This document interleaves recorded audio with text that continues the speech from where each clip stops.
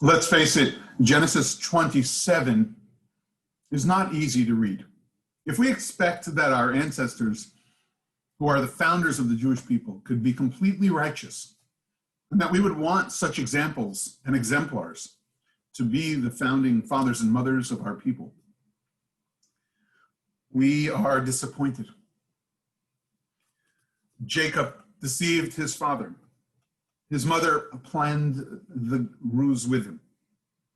Isaac, whose eyes were dim, could have been a more proactive father engaging in a relationship with both of his children. There seemed to be favorites in the family.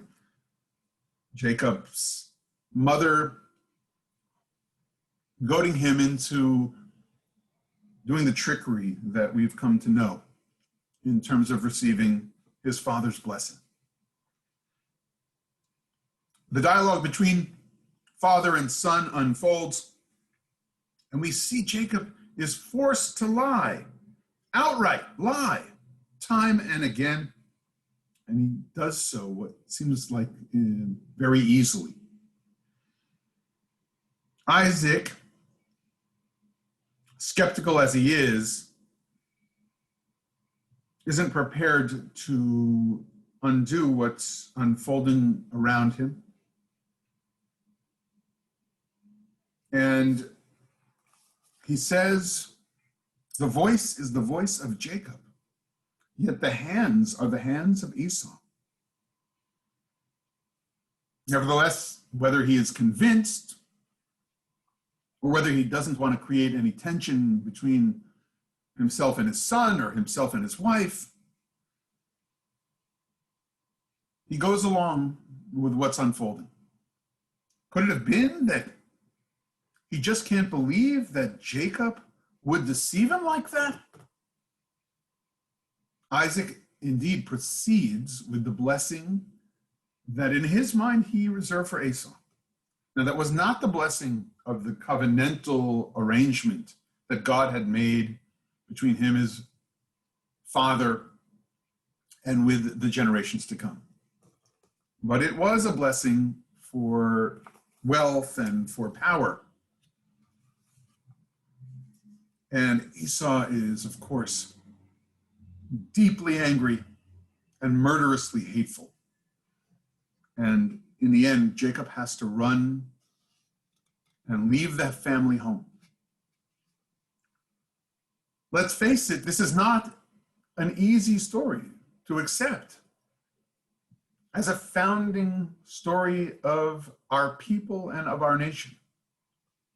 And yet, there is an honesty within the text, and there is an understanding of the reality of humanness that comes into focus when we consider just why the Torah would have been presented to us in this way, why the Torah would have included these moments in the lives of our ancestors and not simply focused on the highlights and the high times and the miraculous and the successes. These are the stories that let us know that despite all of it, life does and can take a turn for the better. The people and the family can be stronger even when deception and trickery and misleading behaviors, actions, and motivations are shared among those who really do need to maintain relationships, to move stories forward, and to create the foundations for generations to come afterwards. What is interesting is the Talmud's treatment of this story that does not necessarily criticize as directly as the Gemara brings up the issue that Jacob would give his son Joseph a unique tunic, a coat of many colors, if you will, a royal-looking robe, whatever the garment of clothing was, to show his favoritism. The Gemara is quite critical and obviously demonstrates an understanding that there's a little bit of damage done to our father Jacob with all that happened in his boyhood home. Yet the Gemara uses the opportunity between Isaac and Jacob, the part of the story where there is this voice of Jacob and the hands of Esau, to explore a little bit of an issue that would face the Jewish people and be part of our thousands-year-old history from the start. In Gittin, on page 17 of the Talmud, here is how the sages drosh the episode, the moment where it was said, the voice is the voice of Jacob, and yet the hands are the hands of Esau. The voice is the cry of Israel. That voice was heard when the Emperor Hadrian killed myriads of Jews in Alexandria of Egypt, twice as many as those who had left Egypt. The voice is the cry of Israel, heard when the Emperor Vespasian killed 400,000 myriads in Beitar. The hands of Esau refers to the Roman government that destroyed our homeland, burnt the temple, and drove our people out of our land. Esau, the founder of Edom, is the symbolism that's used in the Gemara for the Roman Empire. Here we get two historical tyrants, and the Egyptians kill those in Alexandria of Egypt, and the Romans murder myriads in Beitar. Perhaps the story then is written for its symbolic purpose, that it's not a journalistic tale, newspaper reportage, or facts aligned historically. Perhaps the scene unfolds with Jacob coming to his father in the way he did, his mother understanding that we need to set into play drama that hints at what future fortunes and future fears are at hand when Am Yisrael, when the Jewish people takes its rightful place on the stage of history. Yes, I will raise my voice, Jacob says. Yes, I will create and craft a unique Jewish culture. Yes, I will lift my voice to sing praises of God and sing psalms like King David. Yes, I will learn out the Mishnayot and the Talmud in the Batei Midrash, in the study halls of the Jewish people. And while I am still connected to all of that, while I am praising God's name, while I am remaining strong in my convictions as a Jew, the hands of Esau will be bloody. The hands of Esau should be blessed by you, Father, for all the good that's possibly done in the creating of Egyptian civilization, the furthering of Roman public works and projects. And yet, those hands have the potential, and they will, unfortunately, spill Jewish blood in the future.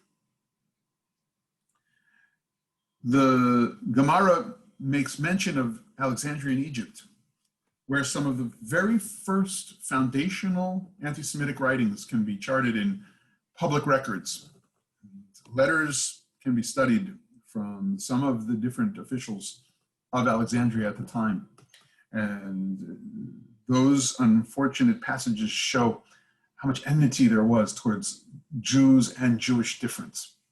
And then, of course, the fraught relationship with Rome, with certain emperors and philosophers, dialogues between the sages and the leaders of their community, and yet the difficulties we had with the Romans and their ultimate hegemonic takeover of Jewish lands.